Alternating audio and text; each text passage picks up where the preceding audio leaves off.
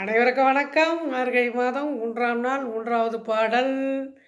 ஓங்கி உலகளந்த உத்தமன் பேர் பாடி நாங்கள் நம் பாவைக்குச் சாற்று நீர் ஆடினால் தீங்கின்றி நாடெல்லாம் திங்கள் மும்மாதிரி பெய்து ஓங்கு பெருஞ்செந்நெல்லோடு கயலுகல பூங்குவளை போதில் பொறிவண்டு கண்படுப்ப தேங்காதே புக்கிருந்து சீர்த்த முலை பற்றி வாங்க குடம் நிறைக்கும் வள்ளல் பெரும் பசுக்கள் நீங்காத செல்வம் நிறைந்தேலோர் எம்பாவாய்.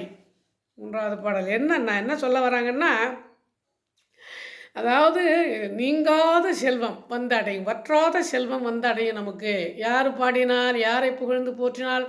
உலகளந்த பெருமானை. திருக்கோவிலூரிலே கோயில் கொண்டுள்ள உலகளந்த பெருமாள் கோயில் திருக்கோவிலூரில் இருக்கு இல்லையா, அந்த எம்பெருமானை தான் இங்கே போற்றுகிறார்கள். அதாவது ஏன் ஓங்கி உலகளந்த பெருமாள் என்ற பெயர் வந்ததுன்னா, அவர் 3 அடி உயரத்தில் இருந்து மாபலி சக்கரவர்த்தியிடம் சென்று 3 அடி மண் கேட்டார். மாபலி சக்கரவர்த்தியும் தடை சொல்லாது 3 அடி மண் கொடுக்க, முதலடி பூமி, 2ஆம் அடி வானம், 3வது அடி பாதாளம் என்று உலகத்தை அளந்தவர். 3 அடிகளால் உலகத்தை அளந்தவர். அதனால் ஓங்கி உலகளந்த அந்த உத்தமனை பாடி போற்றி மகிழ்ந்தால் எந்த நேரத்திலையும் பிரச்சனை, அதாவது மழை வராமல் இருக்காது, மழை வரும், செல்வம் சிறப்பாக இருக்கும். ஆங்கங்கே வயல்களில் தாமரை மலர்கள், பூக்கள், வயல் கரும்பு எல்லாம் நிறைந்து செழிப்போடு இருக்கும். வண்டுகள் பறந்து ஓடி விளையாடி கொண்டிருக்கும். பசுக்கள் வந்து வற்றாத பால் கொடுக்கும். நமக்கும் நீங்காத செல்வம் கிடைக்கும் அப்படின்னு இந்த பாடலில் சொல்லப்பட்டிருக்கிறது. கிருஷ்ணர் வந்து 3 வயது வரை கோகுலத்தில் வளர்ந்தார். அப்புறம் 3லிருந்து 6 வயது வரை பிருந்தாவனத்தில் வளர்ந்தார். 7 வயதில் கோபியர் கூட்டத்தில் வளர்ந்தார். 8லிருந்து 10 வரைக்கும் மதுராபுரியில் வாழ்ந்தார். கிருஷ்ணருடைய இளமை வயது இப்படி தான் போச்சு. இந்த இடத்துல அவர் இருந்தார் அப்படின்னு சொல்கிறாங்க.